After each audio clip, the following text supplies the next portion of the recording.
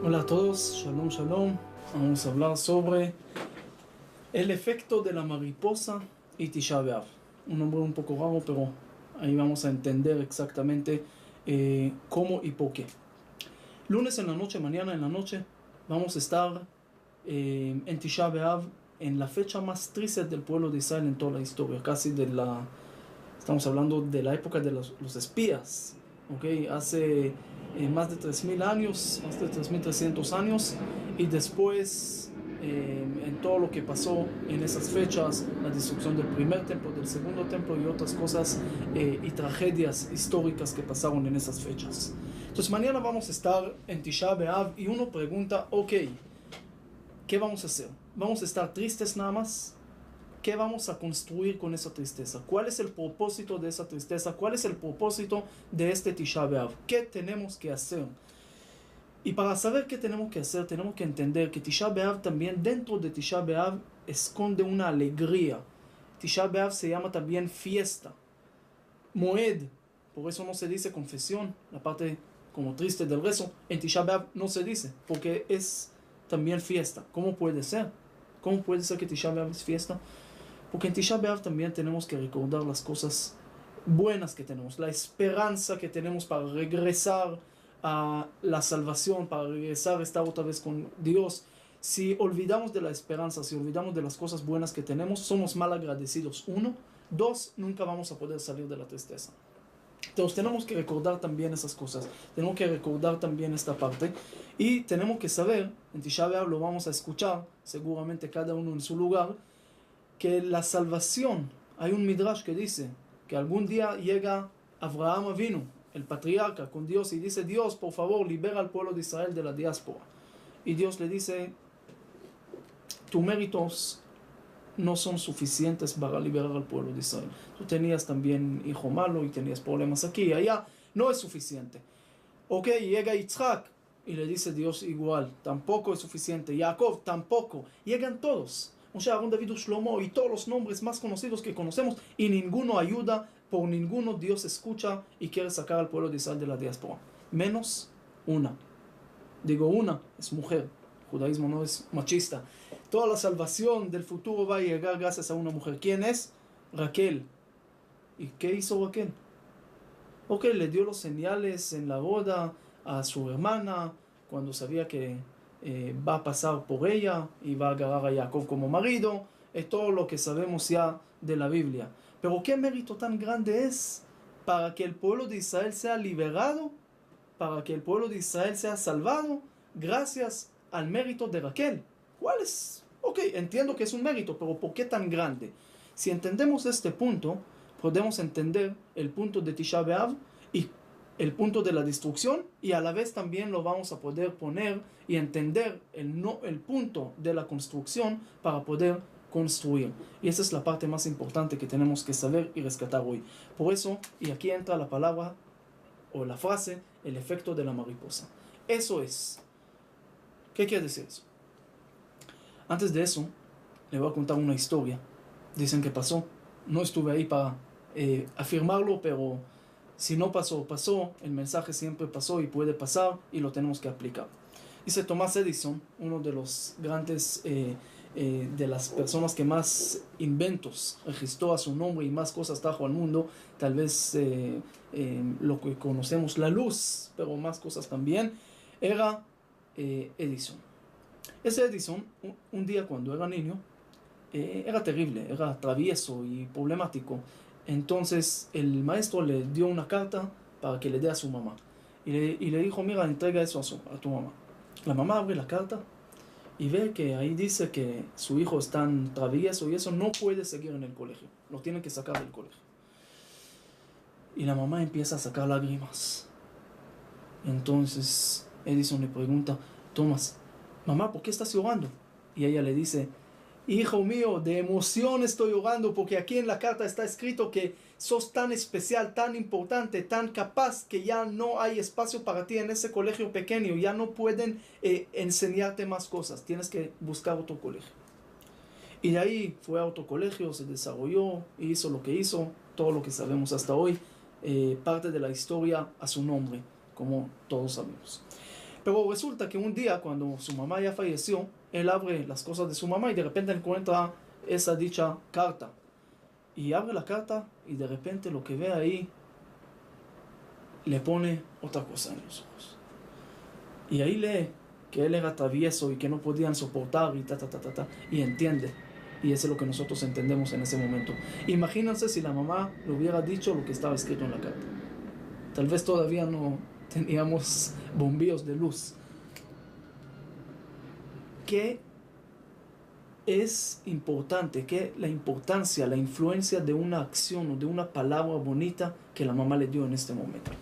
Tenemos que valorar y pensar y calcular desde antes el valor de cada acción. Porque uno puede decir, pero mira, uno no podía saber qué hubiera pasado y qué hubiera salido de ese Tomás. Tal vez no hubiera salido nada. Sí, pero hay que calcular bien, porque tus palabras, tus acciones siempre son importantes. Si podemos y si vamos a saber calcular bien antes, vamos a poder salvar de muchos problemas. Dice, el sabio sabe evitar los problemas que algunos pueden solucionar. Es decir, el punto no es solucionar problemas, el punto es evitarlos, pensar antes, calcular. Por eso dice el Talmud, el sabio es preferible de un profeta, porque el profeta tal vez puede saber algunas cosas, pero el sabio puede calcular y evitarlo desde antes. Y esa es la parte más importante que vamos a aprender hoy. Hay que saber calcular desde antes. Y a veces uno dice, pero yo hice una acción, ¿qué es tan malo? Yo nada más hablé mal de ese señor. Pero tal vez le causaste que pierda su negocio, pierda su trabajo, después puede perder a su familia y puede, quién sabe dónde terminar esto. Y todo es por una palabra que hablaste mal y todo eso trajo hijos y nietos y todo lo que pasó. Hay que saberlo desde antes, para mal y para bien. Porque también una palabra bonita tuya, quién sabe qué efecto puede generar. Es el efecto de la mariposa. La mariposa hace y un tsunami puede suceder en el otro lado del mundo. Esa es la importancia de saber calcular las cosas. Uno dice, un cigarrillo que estoy fumando, ¿cuál es el problema? Un cigarrillo nunca va a matar a alguien. Sí, tal vez un cigarrillo nunca va a matar a alguien. 2 tampoco, 3 tampoco. Pero llega un momento que ya no hay alguien, ya murió este señor. Porque al fumar y al fumar y al fumar, sí, pero uno no calculó bien desde el principio lo que iba a pasar. Uno no duerme bien en la noche y después al otro día no puede trabajar y esto tiene que calcularlo antes, tiene que verlo antes. Todo el punto de la vida es ver las cosas que están pasando antes. Uno llegaba a la gasolina y le dijo al señor, ahí llega muy tacaño, entonces le dice, mira, ¿cuánto vale una gota de gasolina nada más? Dijo, una gota de gasolina gratis. Dijo, entonces dame muchas gotas, muchas gotas. El punto es, desde el principio, así como entendemos en la gasolina, que nadie le va a llenar su tanque con muchas gotas gratis, porque estaba calculando desde el principio que al final va a perder aquí toda esa gasolina y tiene que cobrar, lo mismo con nuestras acciones. Y vamos a ver unos ejemplos en la historia para ver hasta qué punto es que una acción pequeña puede cambiar todo el mundo. Dice que Timná, había una señora que se llamaba Timná, llegó con Abraham y con nuestros patriarcas y lo rechazaron por alguna razón. Al final, ella quería acercar y lo rechazaron y de ella salió Amalek, que atacó tanto al pueblo de Israel. Es decir, si lo hubieran acercado, si no lo hubieran rechazado, imagínense qué hubiera pasado. Otro ejemplo, los hermanos de Yosef. Los hermanos de Yosef lo vendieron a Egipto. ¿Qué pensaron que iba a pasar de venderlos a Egipto? Que va a morir algún día y se acabó Yosef y se acabó los problemas. Pero se fue a Egipto, después se hizo casi virrey de Egipto y después trajo a toda su familia y a todo el pueblo de Israel 210 años esclavizado en Egipto. Todo lo que pasó de una sola acción de vender a su hermano a Egipto. El valor de una acción, el cambio que hizo en el mundo a través de una sola acción. Los espías regresaron, hablaron mal de la tierra. Y ellos dijeron, ¿qué hubiera pasado? Hablamos nada más mal de la tierra. Pero toda esa generación no entró a Israel. Otra vez, una acción que hizo un cambio grande. Rehavam, el hijo del rey Salomón. Si estamos hablando del hijo del rey Salomón, el mismo Salomón que se casó con la reina de Saba y con la hija de todos los reyes del mundo, el motivo de él era para traer paz al mundo. Pero finalmente, del rey Salomón, uno de sus descendientes era Nebuchadnezzar, el rey de Babilonia, que él destruyó el templo que el rey Salomón construyó. Es decir, uno hizo una acción pero no vio hasta el final y no podía calcular lo que iba a pasar de Nebuchadnezzar. Su hijo, Rehavam, después del reinado de Salomón, ya estamos hablando en el año más o menos, casi 3000, hace 2750 años, más o menos. Llega el pueblo de Israel y le pide a Rehavam, al hijo de Salomón, por favor, baja los impuestos. Tu papá puso demasiados impuestos, ya no podemos pagar tanto. Entonces él se va a consultar con la gente mayor de su papá y ellos le dicen, sí, baja un poco los impuestos para tener el reinado más fuerte. Y después va con sus amigos, con los jóvenes, y le dice, ¿voy a hacerle caso al pueblo o no? Y ellos le dicen, no nada más que no le vas a hacer caso, sino le vas a poner ahorita una mano más dura, ponga más impuestos, porque si empiezan a ver el punto débil tuyo, te van a aprovechar.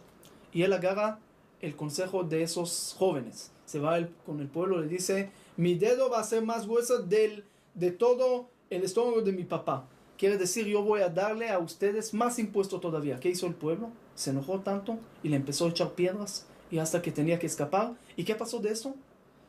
Se dividió el pueblo de Israel en dos reinados diferentes durante cientos de años, hasta el exilio y hasta hoy en día. En realidad somos el pueblo de Israel que hoy son nada más de 2 tribus y medio. Todos los demás 10 tribus se perdieron. Desde ese momento ya empezaron la división, porque el pueblo no aceptó. Por un consejo de los jóvenes, por una vez de escuchar a un consejo de los jóvenes, el hijo del rey Salomón causó la división del pueblo de Israel hasta el día de hoy. Le preguntan, pero si podías devolverlo, por supuesto que hubiera escuchado a las otras personas, a los ancianos, pero no calculó. Y cuando quería calcularlo, ya era too late, porque ya el pueblo ya no lo quería escuchar. Es decir, tenemos que entender tanto y apreciar. Vamos a ver otros ejemplos. Por ejemplo, Rabbi Yoshua ben Pachia dice que rechazó a su alumno. Se llamaba Yeshu. No es el mismo Jesús que están hablando, porque Rabbi Yoshua ben Pachia vivió 150, 170 años antes de la era común, pero es ya otro tema. Pero lo rechazó y después él se fue y hizo idolatría. Dice que en el pueblo de Israel, en la época cuando citaron a Jerusalén, cuando llegaron los romanos, antes de la destrucción, los judíos podían vivir muchísimos años con todo lo que tenían, porque tenían bodegas llenas de comida para muchos años. Pero llegaron unos judíos y quemaron esas bodegas. Esto causó después la destrucción, después todo el hambre, después todos los muertos, la destrucción del templo, y después que llegó de esto muchas destrucciones más. Es decir, otra vez, una acción que hicieron, nunca pensaron que iba a pasar tanto. Nebuchadnezzar, el rey de Babilonia, cuando agarra a todos los judíos y los saca de Israel, deja ahí un grupo con Gedalia ben Ahikam. Nosotros hacemos un ayuno después de Rosh Hashanah que se llama ayuno de Gedalia. ¿Por qué no hacemos ayuno de Moshe Rabenu? ¿Por qué no hacemos ayuno de Aarón HaKohen? ¿Por qué de Gedalia?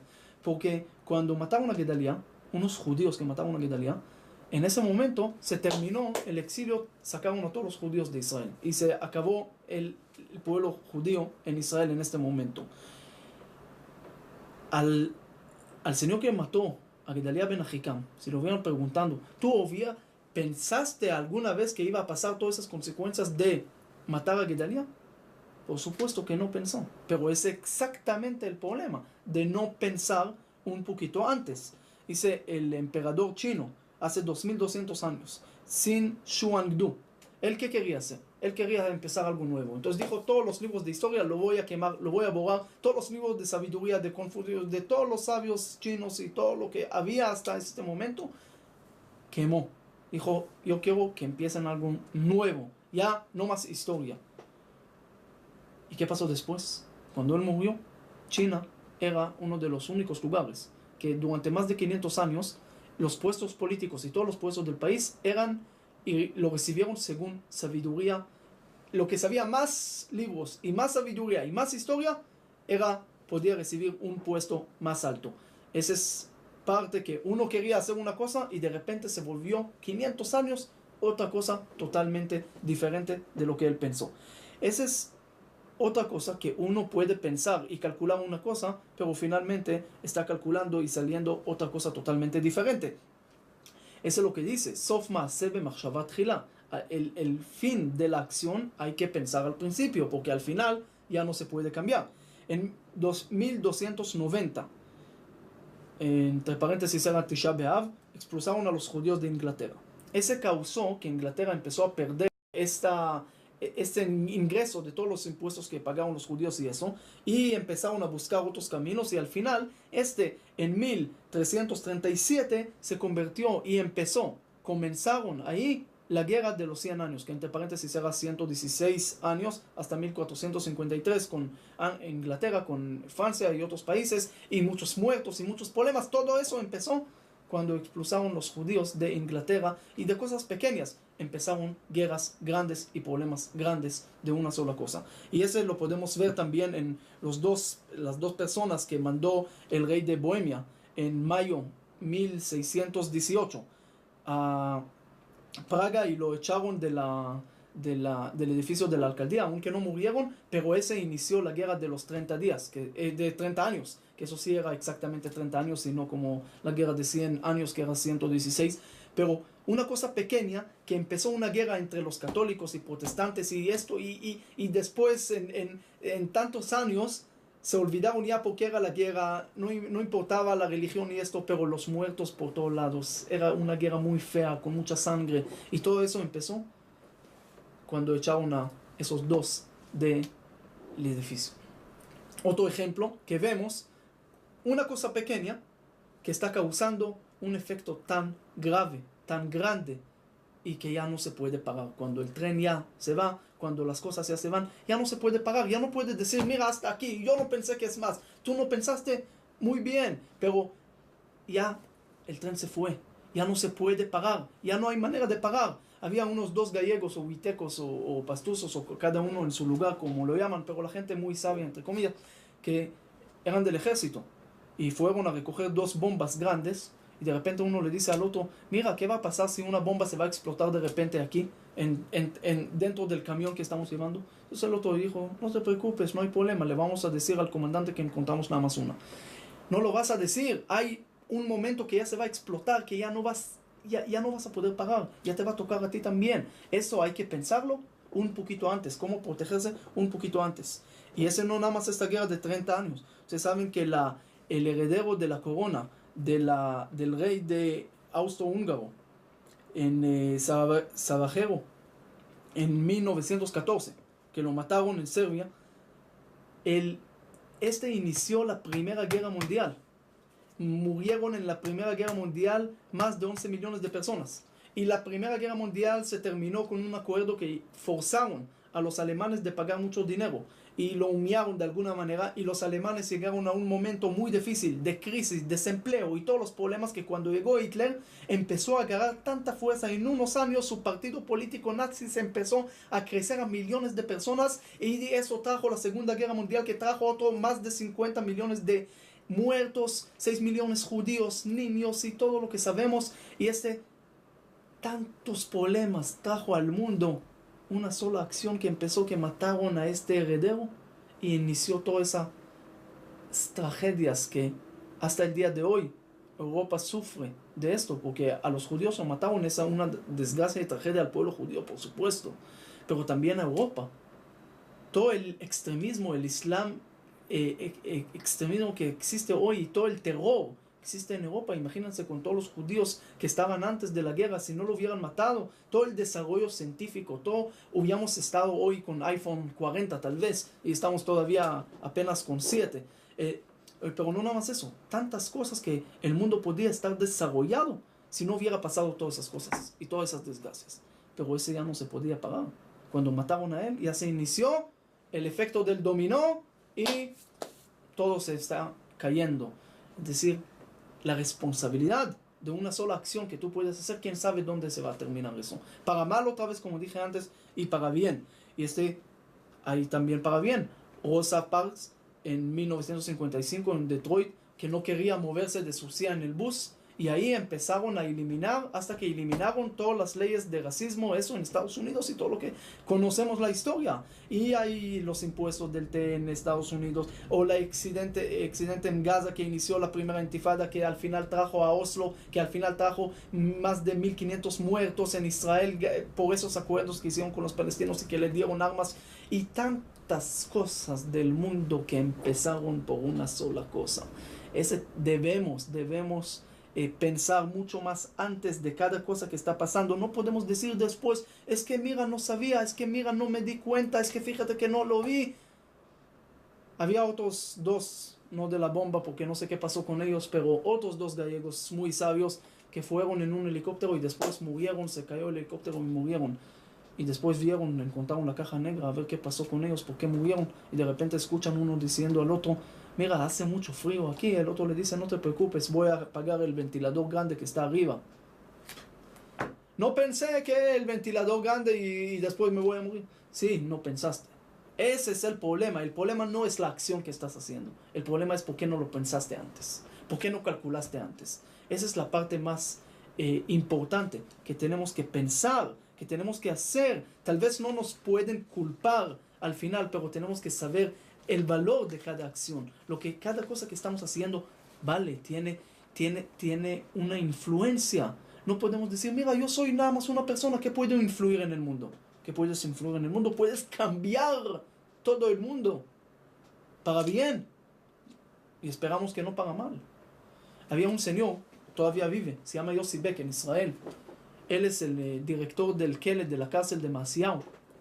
Y él cuenta, él vivió en Holanda cuando era joven, en una familia no judía, no nada, nada que ver con religión, no cumple ni cumpleaños, nada no hace. Y resulta que llega estaba ahí sentado en la casa una vez, su mamá está leyendo un periódico, era en 1967, y de repente su mamá grita, por favor, no más. Y él le dice a su mamá, ¿qué pasó? ¿Qué pasó? Y ella como de repente se ve que su hijo está ahí, entonces dice, no pasó nada. Y cuando le dicen a uno, no pasó nada, después de ese grito, él piensa que pasa todo. Entonces esperó que su mamá se fue y agarró el periódico, lo quería ver de qué se trata el periódico. Y vio que está hablando que todos los países árabes están en contra de Israel y lo quieren matar y una guerra. Y él no sabía ni siquiera qué es Israel. Entonces empezó a investigar y algo que hay un pueblo judío que según la Biblia es la tierra de Israel y según también el Corán la tierra de Israel. 3 veces aparece el Corán que la tierra de Israel es de ellos. Y empezó a ver todo el tema. Cuando uno investiga bien y estudia bien el tema, entiende exactamente la realidad que está pasando y entiende y ve la verdad. No hay que empezar a buscar tanto, simplemente abrir los ojos, estudiar, no en BBC o en las CNN. Estudiar es estudiar la historia, estudiar las cosas como son, estudiar la Biblia, estudiar lo que hay. Y eso es lo que él hizo.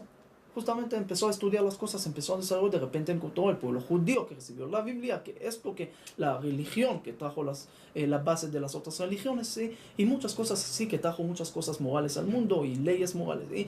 Y muchas cosas. Entonces, poco a poco empezó a investigar y a saber más de eso.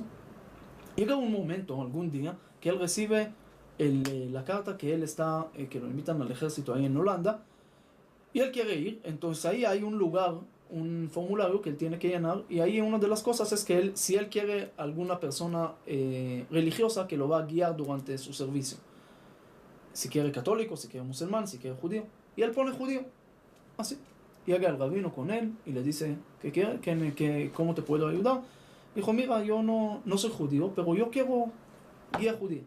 Dijo, pero ¿por qué? Es complicado. Dijo, no, yo quiero guía judía. Ok. Empezaron a ver y empezaron a estudiar cositas, y de repente él dice, mira, yo quiero convertirme al judaísmo.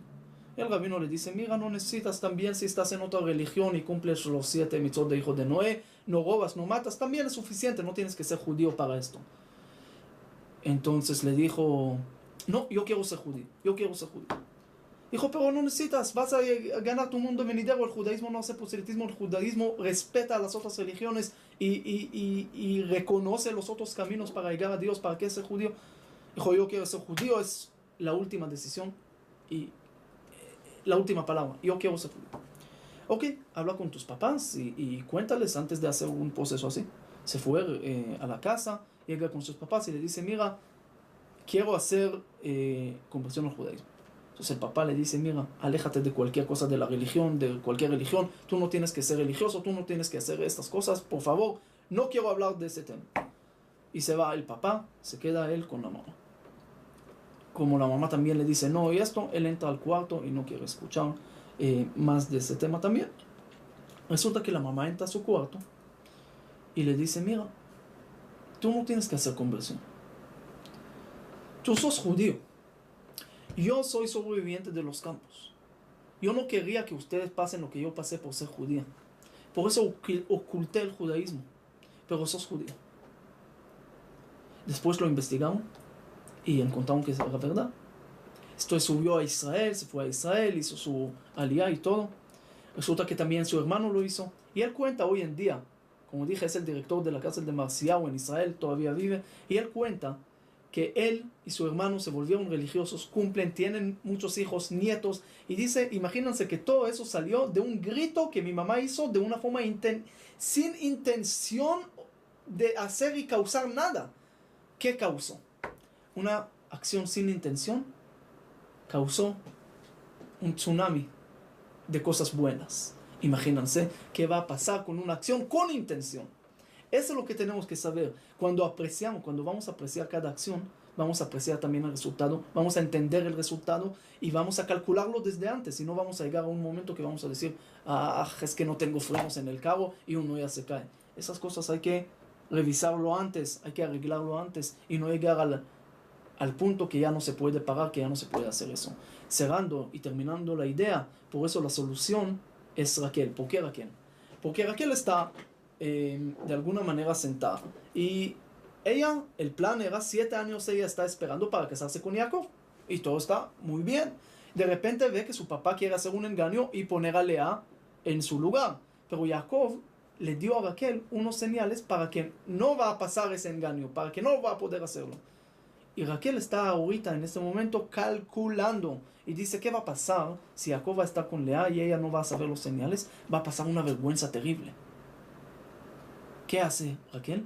Va con su hermana y le cuenta los señales. Pero de cómo lo hace también es muy interesante, porque ella de alguna manera, Raquel, le entrega a su marido a Lea y pierde de alguna manera todos sus planes, toda su boda, todo lo que quería, pierde para dar todo a su hermano. Pero resulta que unos años después, cuando Lea ya tiene unos hijos, Raquel no tiene hijos. Y el hijo de Lea encuentra algunas siervas en el campo que eran apropiados para quedarse embarazadas. Y Raquel lo pide, que Lea le dice, ¿cómo te voy a dar eso? Tú me quitaste a mi esposo, ¿te voy a dar eso también? La pregunta es, ¿cómo Lea dice eso? ¿Cómo Lea puede decirle a Raquel que ella está quitando a su marido cuando ella le dio los señales? La respuesta es porque Raquel le dio los señales a Lea sin que ella se dio cuenta que ella está haciendo el gran favor de la vida.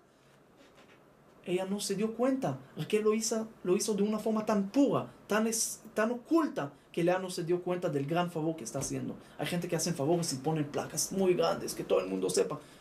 Raquel lo hizo sin eso. Calculó todos desde antes, la vergüenza que puede pasar con su hermana. Ella podía quedarse en la casa y decir, mira, yo juego cabeza pequeña, a mí no me interesa, a mí no me importa, no es problema mío. Pero sin embargo, lo que ella hizo, calcular.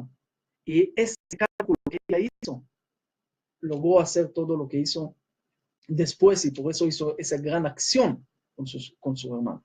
Por eso dice Dios, nada más tú vas a ser la solución y la salvación del pueblo de Israel. Porque este punto es el punto más importante de Tisha B'Av. Tisha B'Av no pasó nada más en Tisha B'Av. Tisha B'Av pasó mucho más antes, pero no lo calcularon bien. No lo hicieron bien antes. Y llegó un momento que ya no podían pagar la solución. Como dice Irmiyahu Naví al pueblo de Israel, ustedes tendrían que llorar un poco antes y se hubiera salvado.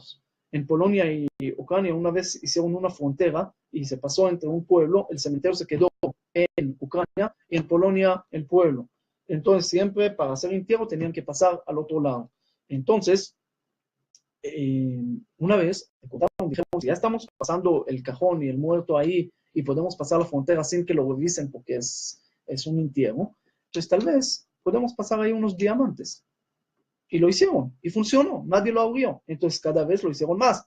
de repente se volvieron a hacer entierros cada día, cada unas horas, entierros y entierros y entierros. Y de repente el señor de la frontera ahí, se cuenta que hay más entierros de gente que viven ahí en el pueblito. Dice, es imposible tantos entierros, ¿qué está pasando? Y además ya están riendo, ni siquiera están tristes, ¿qué está pasando? Entonces se bajó, dijo, ahorita en ese entierro, estaban todos riéndose, abren el cajón.